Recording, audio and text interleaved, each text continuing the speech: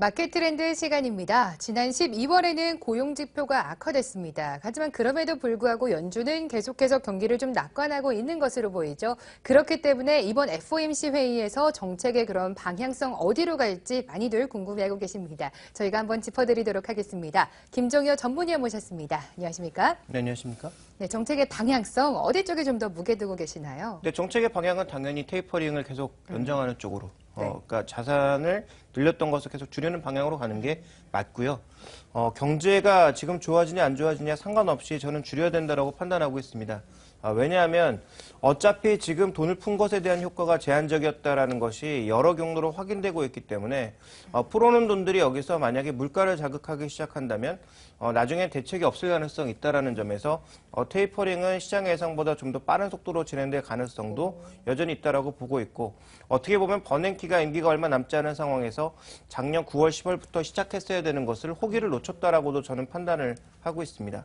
그런 관점에서 우리가 좀 살펴봐야 될 것은 연준 의장이 교체되고 연준 위원이 되고 교체되는 현 시기가 과거 사례에서는 어떤 금융시장의 흐름을 보였고 또 우리 시장엔 어떤 영향을 미칠 것인지 살펴보는 것은 충분히 의미가 있다고 판단하고 있습니다. 네, 이번 이슈 꽤 재밌을 것 같네요. 과거에도 연준 의장이 교체 시마다 금융시장의 흐름이 조금씩은 변했던 것 같습니다. 그 흐름 짚어보도록 하겠습니다. 버냉키 의장이 1월 말까지가 임기죠? 네, 그렇습니다. 그렇게 되면 그 이후의 흐름은 또 어떻게 될까요? 지금까지 이제 연준 의장이 자주 교체되지는 않았는데요. 70년대 후반 이후부터 세 번의 교체를 겪었습니다. 이번까지 치면 이제 네 번째가 되겠죠. 근데 그 세 번의 교체 과정에서 모두 단기적으로는 금융시장의 변동성이 굉장히 높아졌다라는 것을 발견할 수가 있는데요. 각각의 사례를 좀 살펴보도록 하겠습니다. 먼저 볼커 의장이 취임했을 당시의 흐름을 살펴보시면 전후로 90일 정도, 120일 정도의 흐름을 살펴봤을 때 취임하고 나서 한 60일 정도가 가장 변동성이 컸죠. 증시가 폭락하고 그 정책 금리는 빠른 속도로 올라가고요. 그리고 채권 수익률도 빠른 속도로 올라가면서 금융시장의 변동성이 크게 확대되는 모습이었습니다.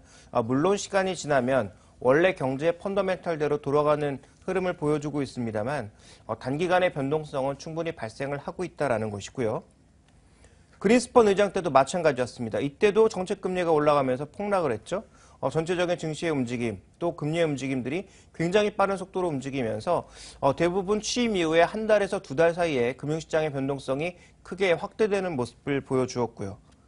버냉키 의장 때는 전체적인 변동성이 그래도 긍정적으로 작용을 하는 양상이었습니다.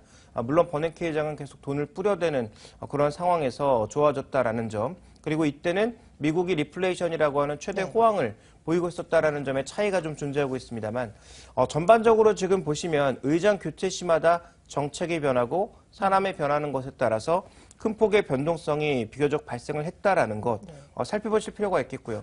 이번에는 그 어느 때보다 매파 위원이 늘어났죠. 그래서 강력 매파로 분류되는 사람이 4명, 그리고 중도 매파로 분류되는 사람이 1명.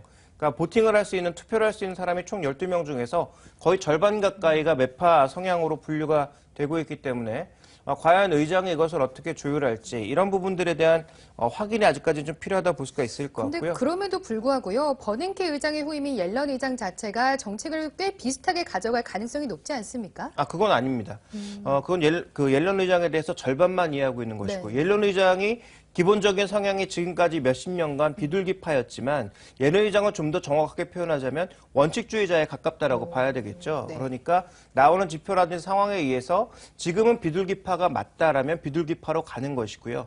지금은 오히려 매파 쪽으로 도는 것이 낫겠다 싶으면 방향을 바꾸고 그대로 유지하는 사람입니다. 그래서 옐런 의장을 비둘기파라고 단정 짓는 것은 굉장히 위험한 사고라고 저는 생각을 하고 있고요. 그래서 미국 경제 속도가 빨라지고 물가가 자극받기 시작하면서 움직이기 시작한다면 제 생각에는 옐런은 그 어느 때보다도 강력한 매파로 돌아설 가능성을 배제할 수가 없다라는 거죠. 그래서 미국의 연준이라고 하는 것이 결국은 미국 경제를 위해서, 미국 금융을 위해서 살아가고 있는 만큼 우리가 포커스는 좀 그쪽에다 맞춰야 될 것 같고요.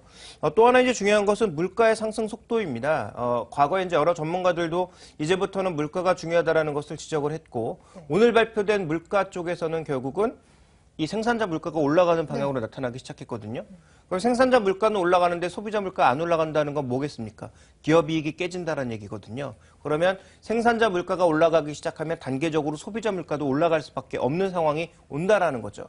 그럼 이 단계에서 과연 시장의 예상대로 금리 인상은 내년부터 시작될까? 이 부분에 대해서는 앞으로도 좀 많은 논의가 필요할 것 같습니다. 네, 옐런 의장이요. 아무래도 원칙주의자로서 비둘기파적인 성향보다는 혹시라도 매파적인 분위기의 정책을 낸다면 우리 시장도 꽤 큰 충격을 받을 것 같거든요.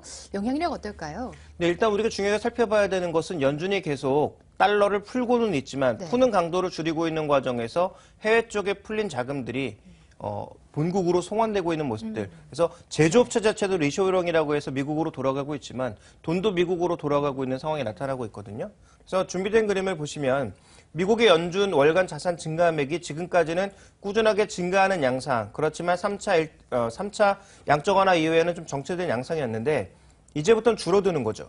그럼 달러가 줄어드는 과정에서 두 가지를 생각해 볼 수 있는 게 국채 매입을 안 하니까 국채 수익률은 올라갈 거고 그다음에 달러는 최소한 약세로는 안 가고 강세로 돌아설 가능성이 높아지는 거죠. 그러면 우리가 좀 생각해 봐야 될 것은 바로 엔달러 환율인데요. 엔달러 환율이 지금까지 이벤트에 있어서 계속적인 약세로 전환되었다라는 점. 그러니까 위쪽으로 움직였다라는 거죠. 네. 그러니까 FOMC 쪽에서 추가적으로 어떤 조치를 취하느냐에 따라서 추가적으로 엔화가 더 위로 갈 수 있다. 그래서 시장에서는 지금 120엔대까지 위로 열어놓고 있는 상황인데 물론 이게 어느 정도의 강도로 갈 것인지 좀 더 지켜봐야 되겠지만 어쨌든 방향은 엔화는 약세 방향, 위방향이다라는 것이 핵심적인 부분이고요. 현재 미국이 제조업 측면에서 살펴봤을 때 가장 드러나는 특징은 제조 단가를 낮추는 그런 과정, 무엇보다도 이제 유가라든지 에너지 비용을 낮춰서 미국 기업들 되돌아와라, 그리고 해외 기업들 미국에 투자해라라는 것을 강조를 하고 있죠. 그러니까 이런 과정을 통해서 자신들의 제조업 경쟁력을 높이고 있는 상황이고요. 미국의 자동차 빅3, 금융위기 때 다 죽은 줄 알았더니 지금 다 부활했죠. 그래서 미국의 제조업을 더 강화시키고 있는 한 가지 부분이고 또 최근에는 타이트 오일이나 셰일가스 생산을 통해서 미국의 남부 지역 쪽의 경제가 활성화되고 있다는 것은 여러 번 말씀을 드렸습니다. 그러니까 이런 과정을 통해서 미국 제조업이 비교적 견조해지고 있는 상황인데 그래서 미국은 지금 수출입량이 늘지 않고 있어요. 네. 전 세계 교역량이 늘지 않고 있는 가운데 미국의 제조업만 좋아지고 있죠. 그러니까 우리나라 입장에서는 가장 최악의 시나리오라고 볼 수 있는 거죠. 미국의 교역량은 안 느리고 자신들의 제조업 역량은 계속 늘려나가고 있습니다.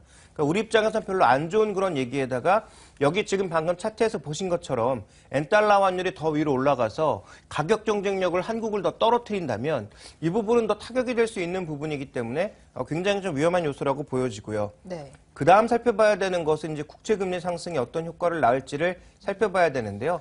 준비된 그림에서 보시는 이 환율은 말레이시아 링기타와 인도네시아 루피아와 인도의 루피아화입니다. 지금 미국 국채 수익률이 올라가면 더 큰 속도로 빠르게 급등하면서 이쪽에서 돈이 빠져나오고 있거든요. 그러니까 지금 동남아시아 국가들의 전반적인 움직임이 미국채 수익률 상승과 함께 모두 통화가 약세로 돌아서는 그런 모습을 나타내고 있고 이것은 지금 필리핀이나 말레이시아 링기타도 모두 마찬가지의 흐름입니다. 그렇다면 여기서 우리가 무엇을 생각해 볼 수 있느냐? 이들 쪽에서 외국 자본이 빠져나가기 시작하면 경제의 상승 탄력이 줄어들 가능성이 있고요. 외환위기까지는 아니더라도 경제의 상승 탄력이 줄어들게 되면 이쪽으로 수출 비중을 굉장히 늘려놓은 한국의 입장에서는 상대적으로 부진함에 빠질 수 있는 거죠. 그래서 우리나라의 박근혜 대통령이나 경제 정책을 추진하는 사람들이 수출도 장려를 해야 되겠지만 내수를 살리겠다라는 그런 정책으로 빠르게 돌아서고 있는 것이 아닌가 이렇게 이해해 볼 수 있을 것 같습니다. 근데 뭐 각국이요. 한국뿐만이 아니라 각국이 좀 중국도 그렇고 미국도 그렇고 내수 시장을 강화하겠다 이렇게 하고 나서면은 사실 우리 기업에는 그렇게 우호적이진 않을 것 같거든요. 좀 보수적인 전략 가져가야 될까요?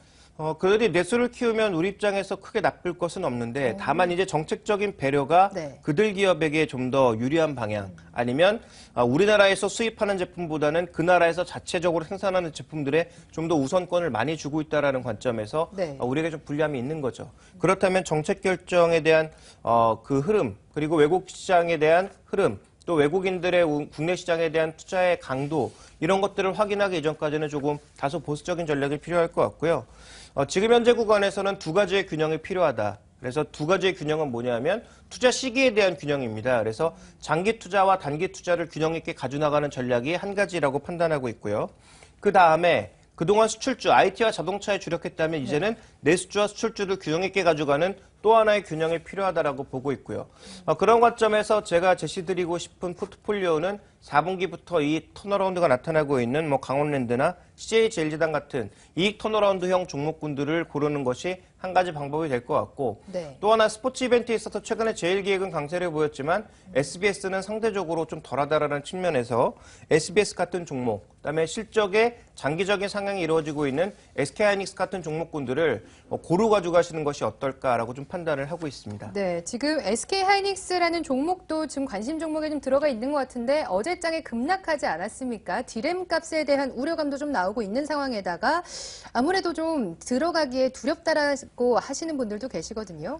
그래서 장기적인 그림을 봤을 때는 지금 반도체 쪽은 나쁘지 않은 상황임은 분명합니다. 그래서 최근 단기 급등에 따라서 차익 매물이 나오면 언제든지 주가가 흔들릴 수 있겠습니다만 긴 호흡으로 본다면 이런 조정은 단기적인 매수의 기회가 되지 않을까라고 판단하고 있습니다. 알겠습니다. 오히려 매수의 기회로 활용하는 지혜가 필요할 것 같습니다. 연준 의장이 교체를 앞두고 있는 상황입니다. 그 상황 속에서 변동성도 역시나 커질 수 있는 상황인데요. 이런 가운데 수출주나 내수주 위주로 좀 관심을 갖자는 말씀 주셨습니다. 마켓 트렌드 김종윤 전문위원과 함께했습니다. 고맙습니다.